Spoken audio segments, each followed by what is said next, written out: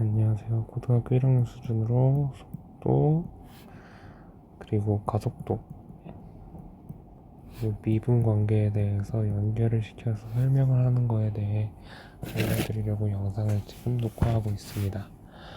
속도 같은 경우는 기본적으로 이제 학생들이 알고 있는 개념 안에서 시작을 하시면 시간분의 거리 이 부분까지가 지금 고등학교 1학년 수준에서 나타나는 내용이고요. 고등학교 2학년 그리고 아이들한테 이제 조금 더 복합적으로 설명을 하게 되면은 시간에 대한 내용이 두 시각에 대한 차이, 즉 델타 t로 나타낼 수가 있게 되고요. 거리 또한 두 지점에서의 위치의 변화 양해서 델타 x 이렇게 아이들한테 표현을 해도 이해를 할 수가 있을 거예요. 기본적으로 이 내용 같은 경우는 아이들이 배우는 기울기 파트에서 그래프의 기울기 파트에서 나타나는 내용이라 여기서부터 시작을 해주시면 될 것 같습니다. 자, 저 같은 경우는 보통 어떻게 설명을 하냐면 그래프 하나를 그려준 다음에 자, 친구들 여기 XY 그래프에서 요 그래프의 값이 여기가 두 점이 있는데 여기가 x1 여기가 그리고 x2 y2 x1 y1 이렇게 되었을 때 기울기를 우리가 어떻게 구할까요? 라는 부분에서부터 이제 시작을 하게 됩니다. 자, 이 그래프 같은 경우는 우리가 물리에서는 어떻게 사용을 하냐면 위치 시간 그래프에서 등속 직선 운동의 그래프와 같은 1차 형태로 우리가 나타난다라고 설명을 합니다.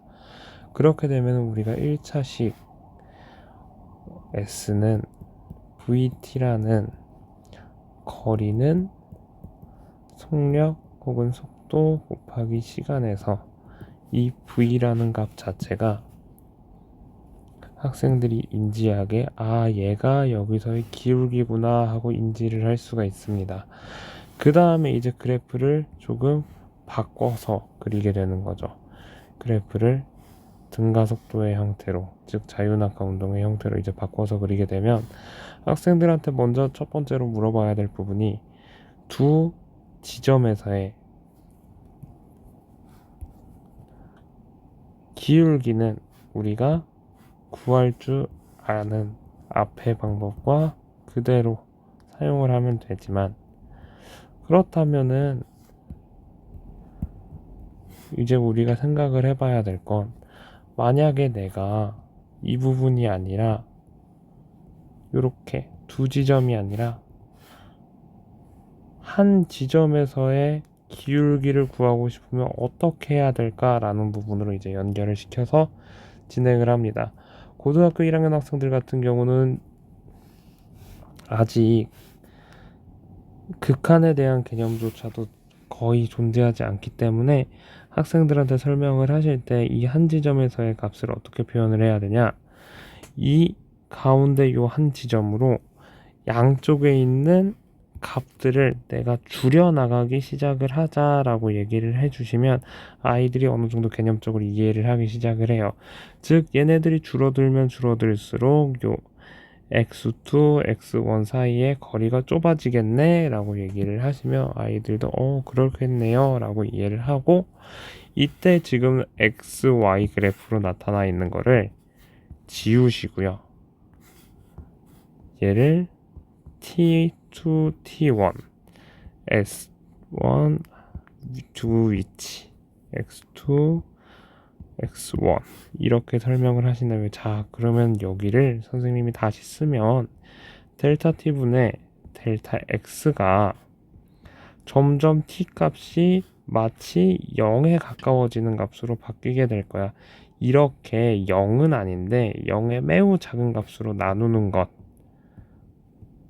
이렇게 표현을 하면 우리가 점점 가까워져서 이 접선에 이 점이 갖고 있는 접하는 요 접선의 기울기를 구할 수가 있고, 이 접선의 기울기가 얘가 우리가 원하는 이 지점에서의 이 시점에서의 순간 속력으로 작용을 하게 돼.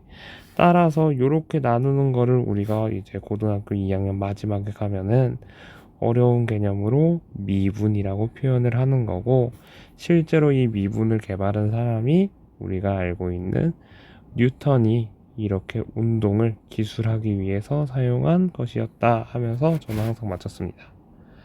이렇게 하면은 여기까지 해서 학생들이 이제 미분 개념에 대해서 우리가 이번에 분석에서 미분을 사용하는 이유가 미분을 사용하면은 어떠한 그래프의 기울기를 내가 찾을 수 있구나.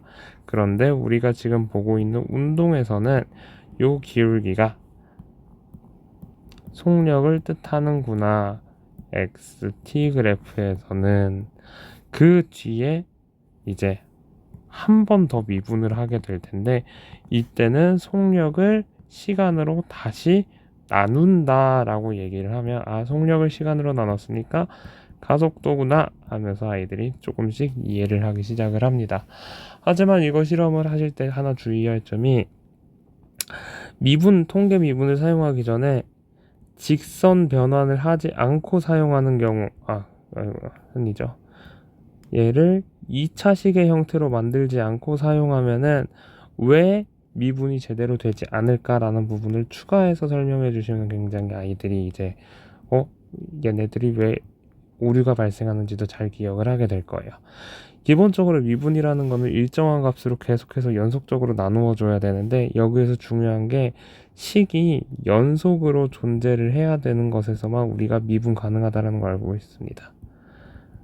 하지만 우리가 측정한 데이터 값은 하나의 점점 찍혀 있기 때문에 눈으로 보기에는 그래프로 보이지만 실제로는 연속적이지 않은 데이터를 갖고 있어서 얘를 연속의 형태로 바꿔주기 위해서 우리가 2차식으로 변환을 해서 연속인 리니어한 데이터로 바꿔주고, 그리고 나서 얘를 미분을 해야지만 정상적인 값이 나오고, 그렇지 않으면 얘가 옳지 않은 형태의 값이 나타난다.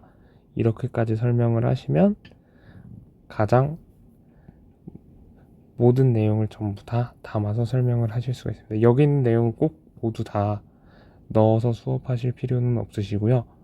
필요한 내용만 선택하셔서 설명을 해주시면 충분하실 것 같습니다. 감사합니다.